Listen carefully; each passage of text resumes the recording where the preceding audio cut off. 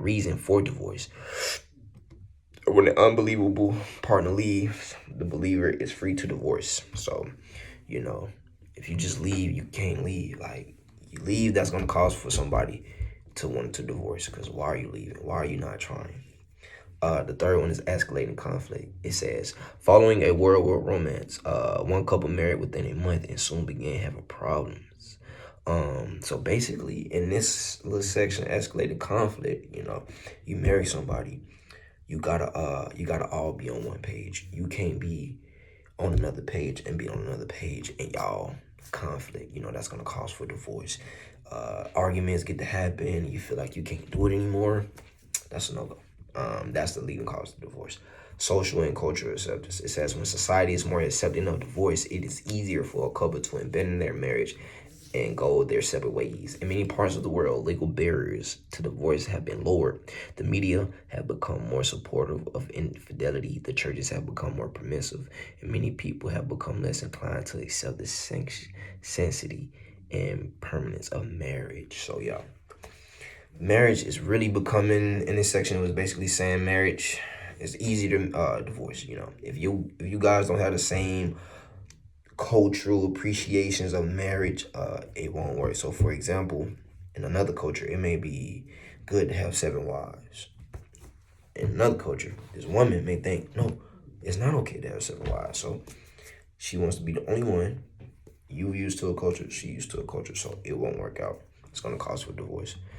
Persisting stress, when it is strong enough or when it lasts long enough, almost any stress can put so much pressure on a marriage that the couple may drift away and begin thinking about divorce. So stress, you always got to manage your stress. Manage your stress. It causes you not to lash out on your partner, and then you think you're not meant to be together, but it's just ongoing stress that's causing you guys to want to split. The effects on divorce. This one, it says emotional effects.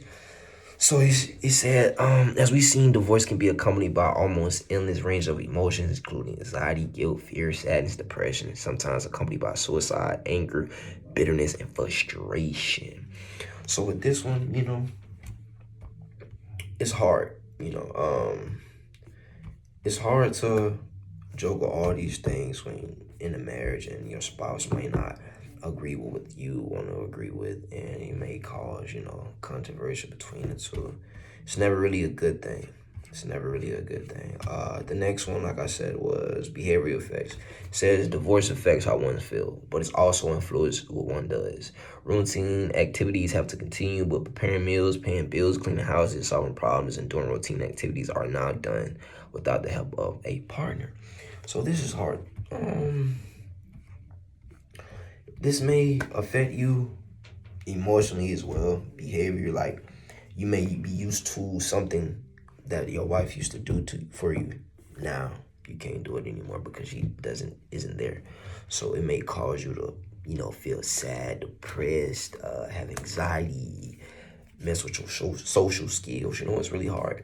You may want to lash out on people. The next one, that was pretty much. Oh, spiritual effects, physical effects, effects on the children. So if you have a child or whatnot, you got a divorce. The child may look like the person you divorced, and you want to lash out on them because they look like that person. Spiritual effects.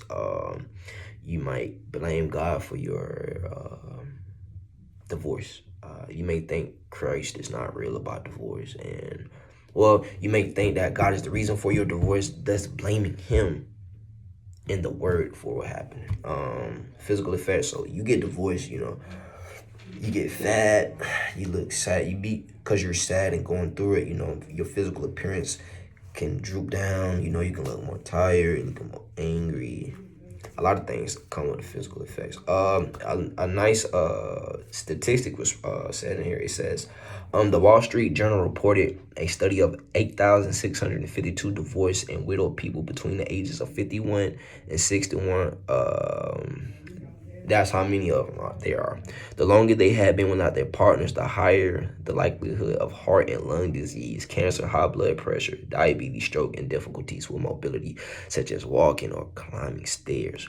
It says another study of 127,545 adults by the United State's National Center for Health Statistics showed that divorced people reported more smoking, physical inactivity, and heavy drinking than married individuals, all of which can contribute to greater health problems. So these are all things that can happen, when you're going through a divorce. The next one was counseling divorce. It says a core purpose of Christian marriage counseling is to keep marriages together by helping couples develop smoother, more fulfilling, Christ-centered marital relationships. This type of counseling can be difficult, but it's also very fulfilling, especially when the counselor is successful and marriages improve. So the first point, it says clarifying the counselor's own attitude. So it says divorce counseling is really easy. Before beginning, ask yourself if you resist helping people who are divorced.